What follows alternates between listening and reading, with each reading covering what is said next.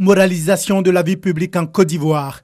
La haute autorité pour la bonne gouvernance durcit le ton. Le parquet du tribunal de première instance d'Abidjan saisit de 15 dossiers visant des faits de corruption, d'abus de fonction, de détournement de fonds et de blanchiment d'argent. Annonce le procureur de la République ce vendredi au cours d'une conférence de presse. Il s'agit de la moralisation de la vie publique.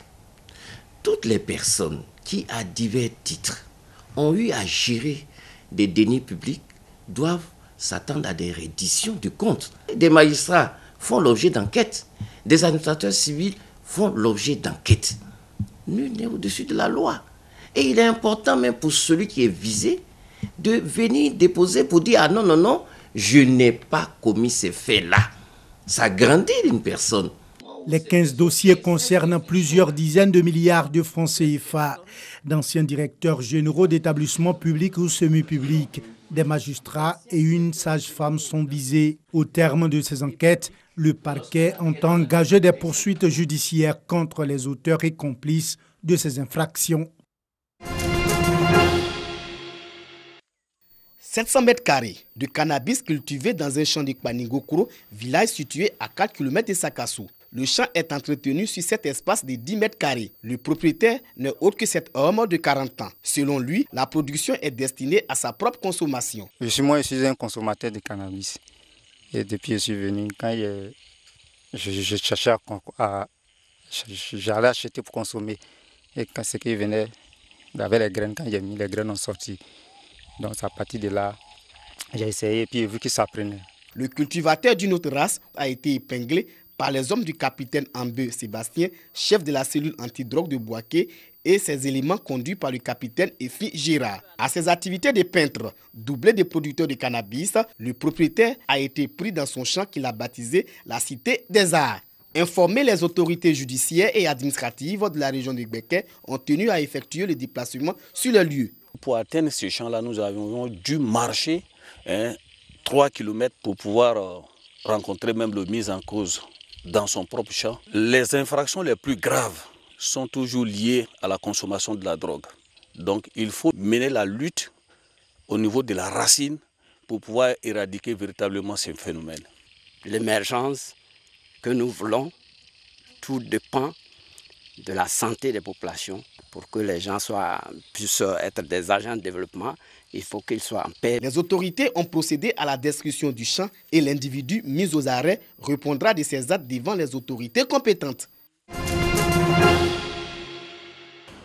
Donner son sang pour sauver des vies, c'est ce qui motive les membres du collectif des exportateurs nationaux de café cacao en initiant cette opération de don de sang.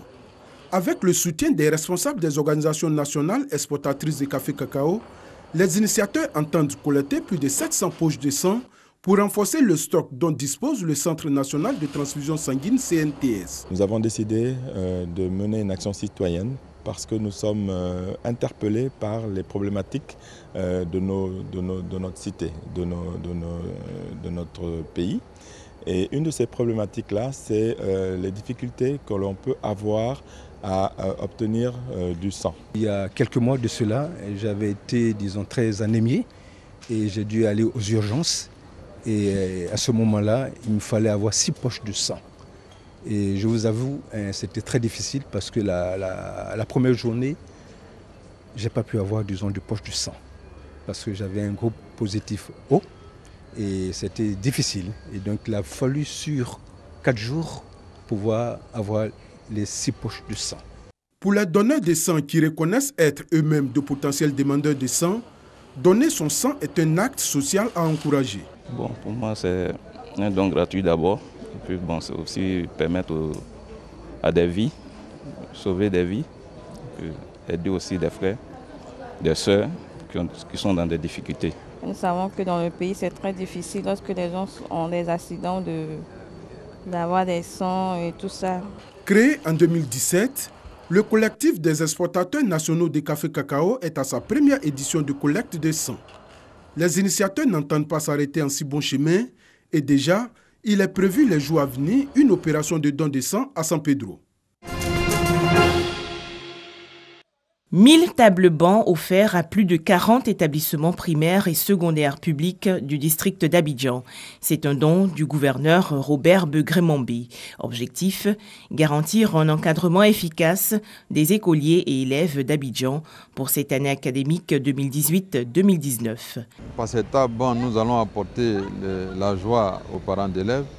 Mais au-delà, il y a une volonté de travailler en commun avec la ministre de l'Éducation nationale par la construction de collèges dans les zones où les enfants n'ont pas la possibilité de venir en ville parce qu'il y a des difficultés pour trouver des tuteurs. Dans la zone de Loka, nous allons construire un collège avec internat. Du côté de Brofo-Doumé, un collège avec internat. Du côté de Songon, il y a des zones excentrées, nous allons construire 2 collèges avec internat. Les bénéficiaires ont exprimé leur reconnaissance aux donateurs. Ils ont également promis de prendre soin des équipements reçus. Vraiment, c'est avec joie que cette remise des tables-bancs parce que nos enfants en ont besoin. C'est une école qui est construite depuis 1975 et les tables-bancs, vraiment, c'est pas ça. Donc nous en avons besoin. L'année scolaire 2018-2019 en Côte d'Ivoire a pour thème « Civisme et engagement de tous pour une école de qualité ». Après une course-poursuite, ces pêcheurs congolais sont arrêtés par la marine ougandaise. Il s'agit d'une opération de lutte contre la pêche illégale sur le lac Édouard, dans la vallée du Grand Rift, frontière entre la République démocratique du Congo et l'Ouganda. 400 pêcheurs congolais ont été interpellés depuis le lancement de cette intervention en avril 2018. Je n'arrivais pas à attraper de poissons de notre côté. C'est pour cela que je suis venu en Ouganda. Maintenant qu'ils m'ont arrêté, je ne sais pas comment mes enfants vont survivre.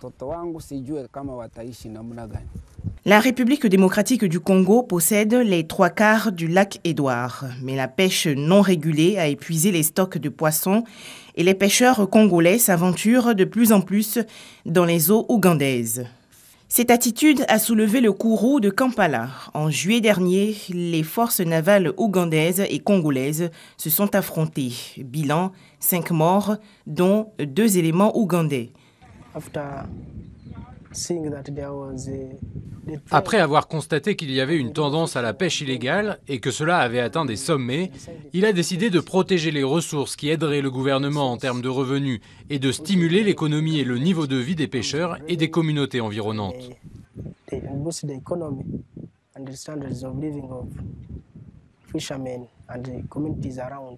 L'industrie de la pêche représente 3% du produit intérieur brut de l'Ouganda et emploie plus de 700 000 personnes.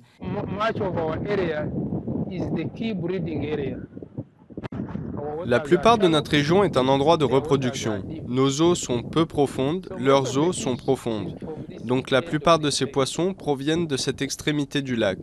Et quand c'est la saison haute de pêche, nous recevons beaucoup de bateaux congolais, ce qui représente un très grand défi. Pour mettre fin au conflit, il y a donc urgence de délimiter la frontière entre la République démocratique du Congo et l'Ouganda sur le lac Édouard. Le sandwich des townships des rues a été honoré samedi par un festival qui a réuni pour la 2e année consécutive des centaines d'amateurs voraces au cœur de Soweto, dans les banlieues de la mégapole Johannesburg en Afrique du Sud. Il est bon marché, vite préparé et facile à ingurgiter. À l'époque, nos parents avaient des difficultés. Évidemment, les mères seules donnent des repas sains à leurs enfants.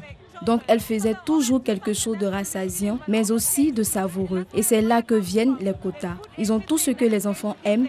C'est de là que ça vient et c'est encore apprécié aujourd'hui.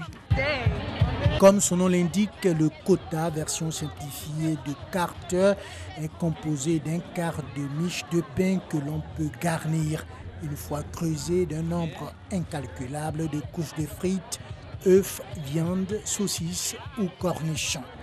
La mie retirée de la miche est alors posée au-dessus et l'ensemble aplati pour le ramener à l'épaisseur d'un petit endémie plus facile à ingurgiter. Maintenant, nous essayons de montrer quelque chose de totalement différent. Juste pour décliner le quota, c'est le préféré de l'Afrique du Sud. Des enfants, depuis l'âge de l'école jusqu'à l'âge adulte. Tout le monde mange du quota. Né dans les townships dans les années 1960, le quota continue à faire des repas et les délices de nombreux Sud-Africains.